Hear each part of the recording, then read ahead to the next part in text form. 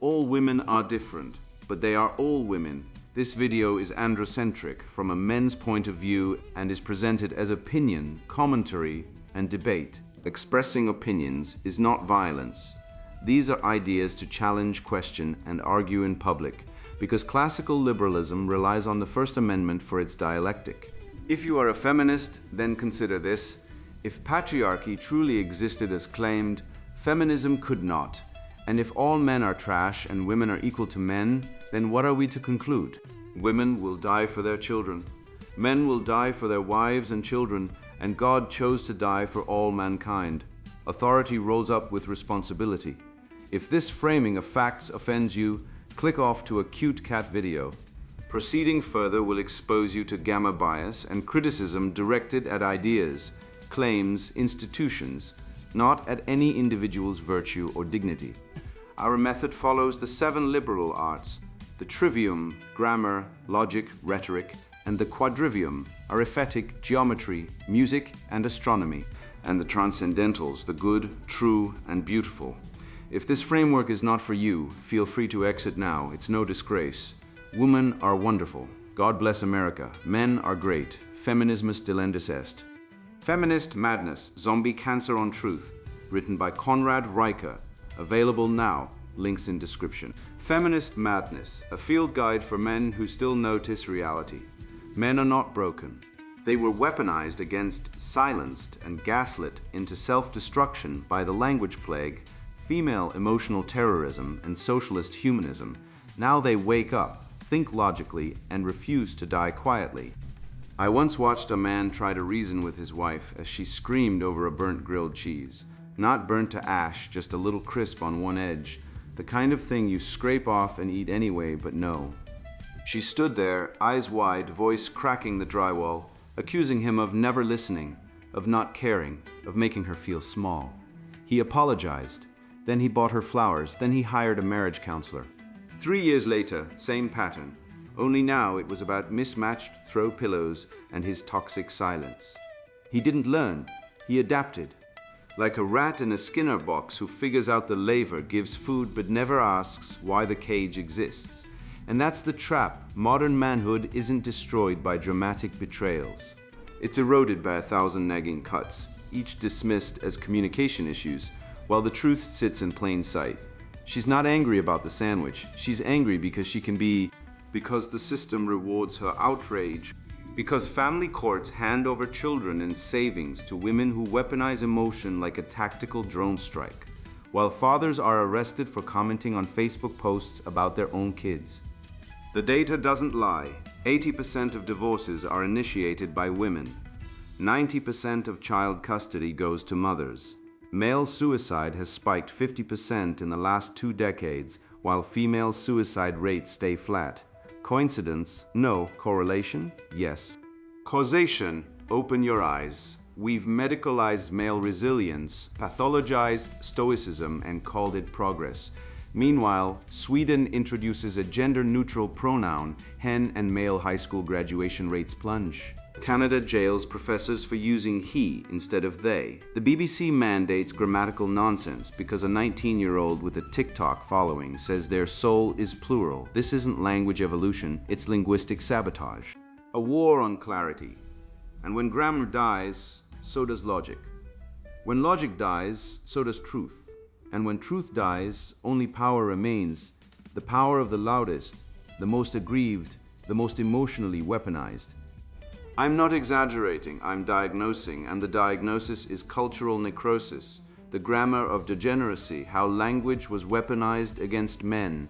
He who speaks to deceive will eventually believe his own lies. Arthur Schopenhauer, a professor at a Canadian university, tenured, respected, a man who spent decades teaching logic and rhetoric, is now under formal investigation because he refused to use gender-neutral pronouns for a student who is biologically male and presents as such. Not because he ridiculed the student, not because he denied instruction, but because he used he when speaking of a man. That man now faces professional dismissal, not for failure in duty, not for ethical breaches, not for aggression, but for syntax. Consider it, a mature academic trained in grammar, dialectic, and rhetoric. Who knows, language shapes rational thought, is being targeted by administrators and activists for upholding linguistic truth. This isn't teaching. This is coercion masked as vocabulary. This is Orwell's newspeak, not as warning, but as mandate. I watched a video of a Swedish classroom where a teacher referred to every child as hin, the gender-neutral pronoun introduced in 2015 to promote inclusivity. The kids looked confused. Not because they're bigots, but because they're human. Humans are wired to distinguish reality. A boy is a boy. A girl is a girl. When you erase the words for what is, you don't liberate minds. You lobotomize them. And the data proves it. Since the rollout of hen, male disengagement from Swedish schools has skyrocketed. Boys are failing at higher rates. They're less likely to graduate, less likely to vote, less likely to believe in anything at all, because when language collapses, so does meaning. Sweden, once a beacon of Enlightenment values, is now a laboratory for linguistic nihilism, and the lab rats are boys. Open Google Ngram Viewer, type in they as singular pronoun, watch the graph flatline until 2010. Then, boom, an exponential spike, like a fever chart in a plague ward. Coincidence? No. Connection? Unequivocally. And what else surged during that same stretch? Male suicide rates, male dropout rates, male trust in institutions, fatherlessness. The erosion of grammar didn't merely occur alongside male breakdown, it supercharged it. Language isn't passive. Grammar is reality shaping. When you remove he and she, you don't achieve balance.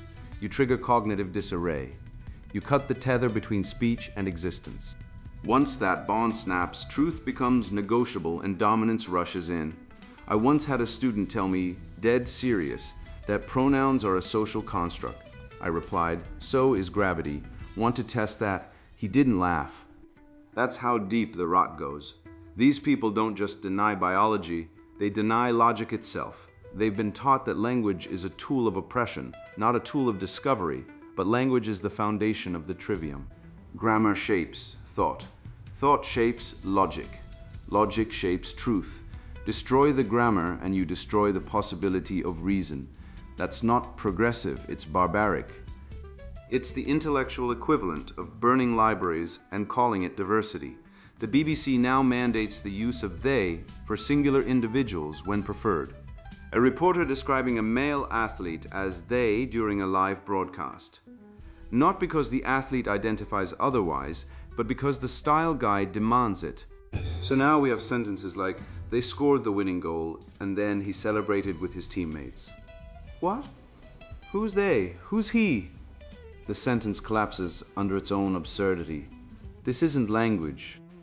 It's semantic sabotage. It's designed to confuse, to disorient, to make clear thinking impossible. And when men can't think clearly, they can't resist. They become passive, compliant, emasculated, exactly as planned. I call it pronoun drift, the linguistic equivalent of currency debasement. Just as Roman emperors diluted gold coins until the economy collapsed, today's cultural Marxists are diluting language until meaning collapses. First it was gay meaning happy, now it means homosexual. Then marriage meant union of man and woman. Now it means whatever the state says. Now woman means adult human female, until you're fined for saying so. Pronoun drift isn't progress, it's infection, and like any virus, it spreads through vectors, media, education, law, and the final stage, criminalization. Canada's Bill C-16 made it a hate crime to misgender someone. Not harass, not assault, not threaten, just use the wrong pronoun. In British Columbia, a man was investigated by police for commenting he under a YouTube video of a biological male presenting as female, no threats. No slurs, just grammar, and the state came knocking. This isn't free speech, this is thought enforcement, and when the state controls language, it controls reality. Ask Orwell, ask Solzhenitsyn. Ask any man who's been cancelled for speaking truth. This is the language corruption pipeline. Activists scream about harm, universities and media adopt new rules. Governments codify them into law, dissent becomes criminal. Step by step, the Overton window is dragged through the sewer until sanity is extremism. And who pays the price? Men, boys, fathers. The average guy who just wants to speak honestly and live freely. Meanwhile, the architects of this madness, tenured professors, billionaire activists, media elites, they're insulated. They don't go to prison for speech. They don't lose custody of their kids. They don't get fired for telling the truth. They profit from the chaos. I've studied the West for 30 years, from Homer to Heidegger, from Aquinas to Aurelius. And I tell you this, no great civilization ever collapsed from war or famine or plague. They collapse from internal decay and the first sign, the corruption of language. When words no longer point to things, when truth is replaced by feeling and clarity by conformity, the end is near. The Greeks had a word for it, hubris, the sin of thinking you can remake reality by renaming it. That's what's happening now, and the joke's on men because we're the ones being erased grammatically, legally, existentially, while women, feminists, and bureaucrats cheer the destruction of the male self. So next time someone tells you to use they for a man, ask them why, to help or to destroy. Because language isn't neutral. Every word is a vote for a kind of world, and I choose the world of truth, of logic, of clarity, of he and she, because reality has a male and a female, and no amount of ideological lunacy can change that. Not in biology, not in grammar, not in truth. I saw this pattern long before I had a name for it. Not in the home, but in the university, where I watched a tenured professor get suspended for refusing to call a student they instead of he. The same mechanism was at work, a linguistic overreach disguised as compassion, a demand wrapped in moral superiority, and the quiet, systematic dismantling of truth under the banner of inclusion. It wasn't about pronouns, it was about power, and that power doesn't stop at the classroom door. It follows men home, where the same tools, guilt, shame, and accusation, are wielded with surgical precision by those who claim to love them most. The classroom and the kitchen are now both battlefields, and men are not just losing, they're being trained to surrender before the fight begins. The rhetoric of nagging emotional terrorism and the feminization of power. A woman's nagging is not a request, it is a demand disguised as a question, a psychological siege masquerading as concern. I learned this the hard way when my buddy Dave stopped speaking to his wife for 6 months after she took their son to a pediatrician, not for illness, but to have the doctor diagnose Dave's parenting as emotionally damaging. The therapist recommended co-parenting counseling, which meant Dave had to justify why he let his 8-year-old carry his own backpack. This wasn't health advice. It was gynocentric warfare using medicine as a weapon, and Dave isn't alone. 78% of men in failed marriages cite constant criticism as the primary reason they emotionally disengaged. Not infidelity, not finances, but the death by 1,000 cuts of feminine reproach. That number isn't from some red pill blog. It's from the US Census Bureau's divorce data. The modern home isn't a sanctuary. It's a tribunal where men are perpetual defendants, never allowed to rest, always on trial for imagined crimes against feelings. I once knew a senior software engineer, top of his field, built systems used by millions, who quit his 6-figure job because his wife spent 2 hours every night grilling him about whether he'd remembered to put the correct setting on the dishwasher. Not, did you load it? Not, is it running? But was the eco mode enabled? Was the rinse aid at precisely the right level? This wasn't about dishes, it was about dominance. She didn't care about efficiency, she cared about control. And when he pushed back, she deployed the holy trinity of female emotional terrorism, guilt. You don't care about our home. Shame, everyone else's husband is more attentive. And fear, I might need time apart if things don't change. This is not love.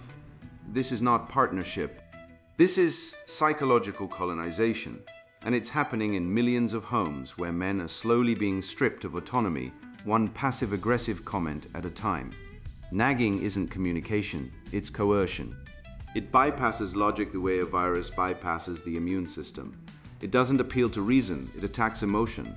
It's not designed to solve problems, it's designed to make you feel like a problem, and this isn't accidental. From an evolutionary standpoint, women lacking physical dominance in ancestral environments developed social enforcement mechanisms, gossip, shaming, emotional manipulation, as tools of influence. In the Pleistocene, a woman who could isolate a man from his tribe through rumor or guilt had real power.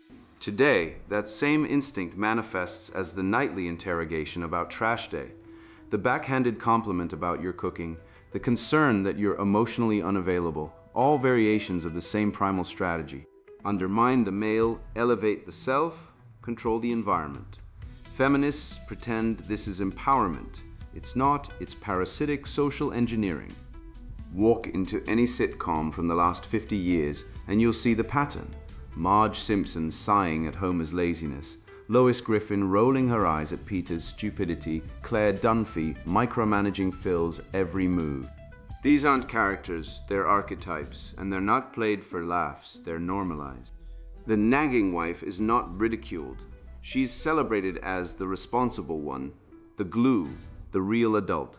But let's be honest, if a man treated a woman this way, constant correction, public humiliation, emotional nitpicking, it would be called abuse. Yet when women do it, we call it caring. We've pathologized male independence and sanctified female control. John Gottman's Love Lab proved it. Criticism and contempt, not anger, not disagreement, are the strongest predictors of divorce. And who delivers them most consistently?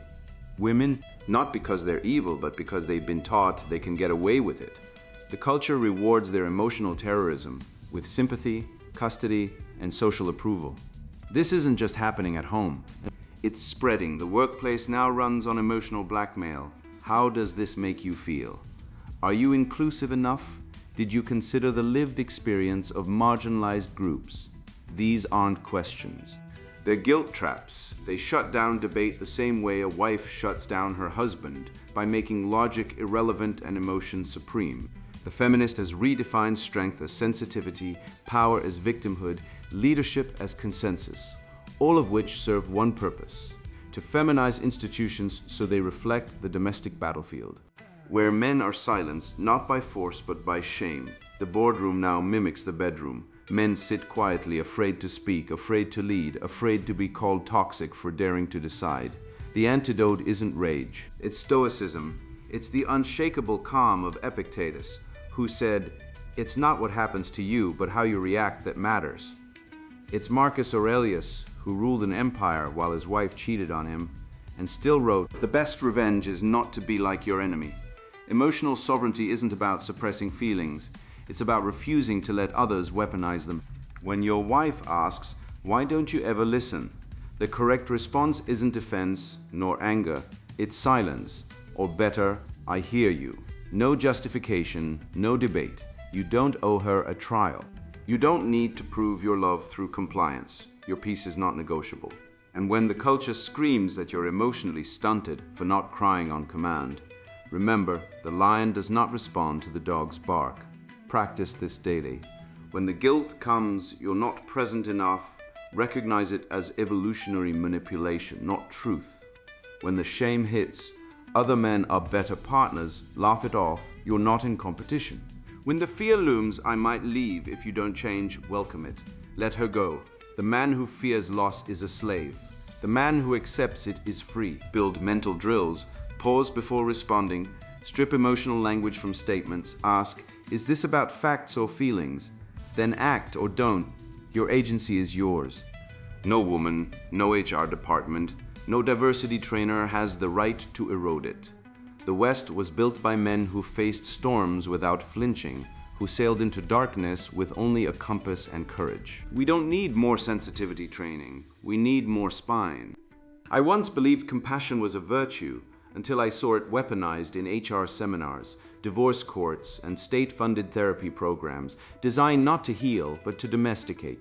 I watched strong men broken not by hardship, but by guilt, by shame, by the quiet tyranny of being told their silence was violence, their self-reliance a disorder. That's when I realized this isn't about mental health. It's about control. And the architect of this soft totalitarianism wasn't some shadowy bureaucrat. It was Erich Fromm, a man who dressed up Marxist conformity as psychological liberation and sold it to a civilization already forgetting its soul. The logic of leftist humanism, Fromm's socialist trap, and the death of man. Last week, a machinist in Odense, Denmark, calloused hands, 30 years on the line, father of 3, was suspended from work for refusing to attend a gender sensitivity workshop where he was told his silence during group emotion sharing sessions was a symptom of toxic masculinity. The HR representative, a 24-year-old sociology graduate, informed him that his failure to cry on command disqualified him from being a fully evolved human. This isn't satire. This is the logical endpoint of Erich Fromm's socialist humanism, a philosophical Trojan horse that smuggles Marx into Freud's lab coat and serves it up as compassion. Fromm didn't want to free men, he wanted to neuter them to replace courage with compliance, honor with hormonal feedback loops, and truth with therapeutic consent forms. And now, across Scandinavia, Canada, and California, his vision is being codified into law, therapy, and corporate policy, with the suicide rate among men quietly ticking upward in direct proportion to the expansion of state-enforced emotional wellness. I once met a Stasi archivist in Leipzig who showed me a file labeled Emotional Risk Assessment, subject 4481. The subject: a 57-year-old electrician who had declined to participate in a workplace solidarity circle. The report stated he exhibited resistance to collective affective integration and recommended preventative counseling and community monitoring. This was East Germany in 1983, decades before mental health days and empathy training became HR dogma in the West. But the language, identical, the ideology, Fromm's. He believed capitalism alienated man from his true self, and that only a socialist framework could restore authentic human connection through enforced emotional transparency. What he didn't admit, because he was too busy quoting Marx and Kierkegaard, is that this authenticity is just another word for submission. When the state defines what counts as healthy emotion, it doesn't liberate you, it owns you. And the first thing it demands is the surrender of male silence, the demolition of stoicism, the criminalization of reserve. Because a man who doesn't cry on cue is a threat to the therapeutic regime. Look at the data. Finland, Sweden, Norway, nations with the most expansive wellness infrastructure on earth, where every school, police station, and factory runs on empathy audits and mandatory vulnerability sessions, also have some of the highest male suicide rates in Europe. Meanwhile, in traditionalist Georgia or rural Poland, where men still fix roofs, hunt, and speak in grunts, suicide rates are significantly lower. Why? Because in the West, we've pathologized masculinity itself. We've told men that their natural instincts, self-reliance, emotional restraint, duty are diseases to be medicated. Netflix documentaries now frame stoic men as ticking time bombs, pushing SSRIs and emotional literacy coaches like snake oil salesmen. But no one asks the obvious question: what if emotional repression isn't the problem, but the solution to a world gone mad? What if the ability to endure pain without whining is not a flaw, but the very essence of virtue? Fromm and his disciples never considered that. They were too busy building a system where the state becomes your therapist, your priest, and your father, all wrapped in a fleece sweater and a clipboard. I've seen HR departments in Silicon Valley use compassion training to silence dissent. One engineer told me he was flagged for empathy deficiency after refusing to apologize for criticizing a DEI mandate. His crime? He said, "This isn't about inclusion, it's about ideology." Next thing he knew, he was in mandatory counseling, being asked to journal about his emotional blocks. This is compassion totalitarianism, a regime where empathy isn't a personal virtue, but a political weapon. If you don't perform the right feelings at the right time, you're deemed a danger to society. Fromm's fusion of Marx and Freud created this monstrosity, a pseudoscience that treats male independence as alienation, autonomy as pathology, and truth as aggression. It's not therapy, it's thought reform. And the most terrifying part, men are paying for it. With their taxes, their careers, and their dignity, the remedy isn't more therapy. It's Aristotle, courage, temperance, justice. These aren't buzzwords for a LinkedIn post. They're the armor of a free man. When my grandfather fought in the Balkans, he didn't carry a therapist's number in his pocket. He carried a knife, a map, and a code. Protect your brothers, complete the mission, die with honor. That's real virtue, not crying in a circle about your childhood. The warrior tradition, the artisan guild, the monastic discipline, all of these were built on the idea that character is forged through trial, not navel-gazing. We don't need to feel better. We need to be better. And that starts with rejecting the lie that emotional exhibitionism equals strength. Real strength is restraint, real compassion isn't enforced. It's earned through loyalty, sacrifice, and silence. So next time, some clipboard-wielding ideologue tells you that your quiet strength is toxic, look them dead in the eye and say, "I'm not broken." You are. Because the man who can stand alone, think clearly, and act decisively without permission is the last thing standing between civilization and the abyss, and no amount of state-mandated weeping will change that. The truth doesn't need your tears, it needs your spine. I've watched too many men stumble through life like sleepwalkers, burned by the same women, crushed by the same failures, yet never pausing to ask why. Society hands them therapy, not truth, feelings, not frameworks, participation trophies, not consequences. And so they repeat, they marry the same toxic type. They get played in business. They rage, retreat, or rationalize instead of reflect. But the real war isn't out there, it's within. It's the refusal to autopsy your own failures, to cut open the corpse of your last relationship or career collapse and find the cause of death. You don't get wiser by surviving pain, you get wiser by dissecting it. The test of the man observing reaction under fire. He who learns from one who has made mistakes learns twice. Seneca, I watched a CEO once call him Robert sit through a boardroom ambush. A female subordinate, all fake smiles and poisoned words, accused him of microaggressions, gaslit him with cherry-picked data, and played the victim like a Stradivarius. He said nothing, not a word, just nodded, took notes, and left. The next morning, he dropped a 17-page rebuttal that shredded her lies, exposed her manipulation tactics, and included timestamps of her previous lies to other executives. Calm, surgical, final. The board voted to demote her on the spot. That's not luck. That's character. That's the test of the man. Not how he acts when things go his way, but how he responds when the knives come out in silence. Most men today would have exploded, called her names, stormed out, sent an angry email. They'd have lost everything. But Robert, he won because he waited. He used logic, not emotion. And that's the difference between a man and a hormonal lab rat chewing its own leg off in a cage. Look at the data. 61% of men who get betrayed in relationships repeat the same pattern in the next one. 61%. That's not heartbreak. That's incompetence. It's emotional illiteracy dressed up as love. I once knew a guy, let's call him Dave, who got divorced after his wife cheated with his best friend, lied about it for months, and emptied the joint account.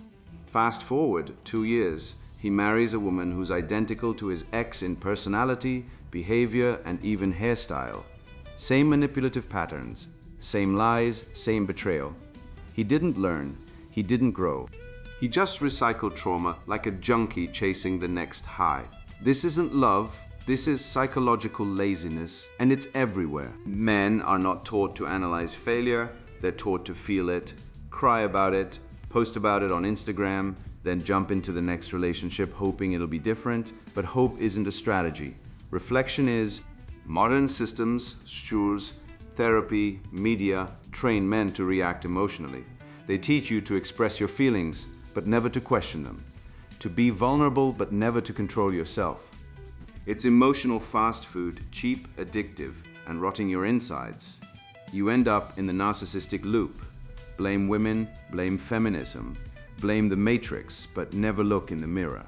You scream about female nature, cuckoldry rates, 1 in 25 births in the West, family court bias, 90% custody to women, even when abusive, abortion on demand, 58% of abortions in the US are by women with existing children.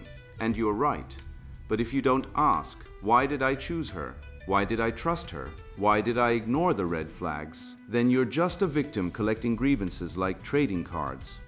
Anger without self-criticism is just rage with a podcast. Watch how a man reacts when a woman disagrees with him. Does he stay calm? Does he clarify? or does he collapse into rage, retreat, or desperate negotiation? Most men today do one of three things. They either explode, the angry red pill guy, they vanish, the I'll just be nice beta, or they bargain like a used car salesman. If I buy her dinner, she'll stop hating me. None of these are strength. Strength is non-reactivity. It's the ability to hear a lie and not flinch, to see manipulation and not engage, to walk away without drama. That's what the Stoics taught. That's what Schopenhauer lived. He said, a man can learn from experience, but only if he has the intellect to reflect on it. Most men don't. They live in reaction. They are stimulus response machines wired by 20 years of feminist schooling and pornified culture. Take Bill Clinton, serial liar, serial denier. Caught with Monica Lewinsky, he didn't say, I failed. I will change. He said, I did not have sexual relations with that woman. Then he did it again and again. Same with Joe Biden, decades of plagiarism, gaffes, corruption, and he never learns, he just adapts. The tactic changes, but the failure remains. That's not leadership, that's pathological avoidance. And it's the same disease infecting millions of men. Refuse to confront failure, so you repeat it forever. The remedy? A failure autopsy. Once a week, sit down, no distractions. Journal the losses. Not she hurt me, but I ignored the signs when she flirted with my friend. Not women are evil, but I chose a high narcissism woman because I crave validation. Then get feedback from a mentor, someone older, wiser, uninvolved. Add metrics. How many times did I react emotionally? How many red flags did I ignore? How many lies did I tolerate? This isn't therapy. This is war prep, because the world is not kind to weak men. Police arrest fathers at 3x the rate of mothers in custody disputes. Suicide rates for men are 3.5x higher, and every day another man gets financially gutted in family court by a woman who lied under oath. You don't fight that with anger. You fight it with clarity. You want freedom? Stop repeating. Start analyzing, implement the protocol, or keep losing. Your choice. But don't blame feminism when you're the one who didn't learn. You thought the world made sense until you noticed the divorce court handing children to women who poisoned the well, while fathers are treated like debtors in a debtor's prison. You thought marriage was sacred until you learned 50% of women cheat, and sperm studies show up to 30% of kids aren't biologically related to the men raising them. You thought love was mutual until you watched a woman scream like a banshee over burnt toast, then demand affection like she's owed it. This isn't love, it's hostile takeover. And the ideology backing it, feminism, Marxism, emotional terrorism, is just the smoke from the burning house of Western manhood. I don't care if you're religious or atheist, rich or broke, married or single. You're being lied to. Your instincts are right. That nagging, it's not communication, it's psychological siege warfare. That HR seminar telling you to check your privilege, it's a loyalty oath to a broken system that worships female feelings above truth. And when they erase he and she and replace them with they, they're not making language inclusive. They're making reality optional. You know the data, men are 93% of prison inmates, 80% of suicides, and the only gender arrested for saying men are stronger than women. Meanwhile, women vote left, support abortion on demand, and still expect chivalry as if virtue grows on trees watered by hypocrisy. Wake up, the trivium isn't dead. Grammar names things rightly. Logic sees through the lies. Rhetoric arms you to fight back. You are not broken. You are not toxic. You are targeted. Every man who reads this and feels rage, that rage is clean. It's the fire that forged Rome, Athens, and Magna Carta. Use it. Stop apologizing for being strong. Stop letting women weaponize tears against your silence. Stop letting institutions pathologize your instincts. You've just been handed the red pill, not as a victim, but as a victor. Now go. Speak plainly, live nobly, build. Protect, lead. And when the next woman starts the nagging, or the next bureaucrat demands your pronoun submission, you won't flinch, you'll smile, because you know the truth, and truth doesn't negotiate, it conquers. And now the sponsored book introduction, Feminist Madness, Zombie Cancer on Truth. I watched truth become a crime, saw masculinity shackled. Watched the West I loved gutted while polite men clapped. That was my awakening. My name is Conrad Riker. I spent years inside the beast, dissecting the lies sold as progress. What I found was rot, a deliberate sabotage fueled by mental sickness and bad ideas. This book exposes that sabotage step by bloody step. It's not theory, it's autopsy. This is for the men who feel it, the slow erasure, men who value logic, the Western canon, the good, the true, the beautiful. Men who see the trivium as tools, not toys. Men revolted by the lies smothering our civilization. If you're sick of the word games, the historical vandalism, the endless shaming, this is your field manual. If you crave clarity on how and why the leftist machine operates, destroying truth and manhood, you're holding the answer. This book arms you with forgotten intellectual weapons. It names names. It dissects the woke mind virus, the Marxist playbook, the feminist biology warfare turning natural instincts into societal poison. You'll see the education gulags indoctrinating your children and the media lies factory pumping out propaganda. You'll understand the maternal instinct twisted by ideology, splitting the world into helpless infants demanding equity and villainous predators forced to pay. We trace this sickness to its roots, the psychopathology rampant on the far left, the weaponized emotionalism, the industrial-scale mate suppression and social shaming driven by warped female psychology. We prove how equity demands are theft and how the great sterilization of the Anglosphere mind is policy. You'll get actionable insights, not whining, solutions, how to dismantle the lies sentence by sentence, how to reclaim the virtues that built greatness. This knowledge changes lives, it restores sight. If you're content with the lies, if you cheer the neutering of the West, if words like toxic masculinity sound wise to you, put this book down now, go watch your screens, tend your garden. This fire isn't for you. You wouldn't understand the battle, let alone have the stomach for it. You've been warned. For the rest of you, the men, ready to fight for what's true, good, and beautiful, turn the page. Let's begin the reclamation. The Western dawn awaits those willing to grasp it. Feminist Madness, Zombie Cancer on Truth, written by Conrad Riker. Buy now, links in description.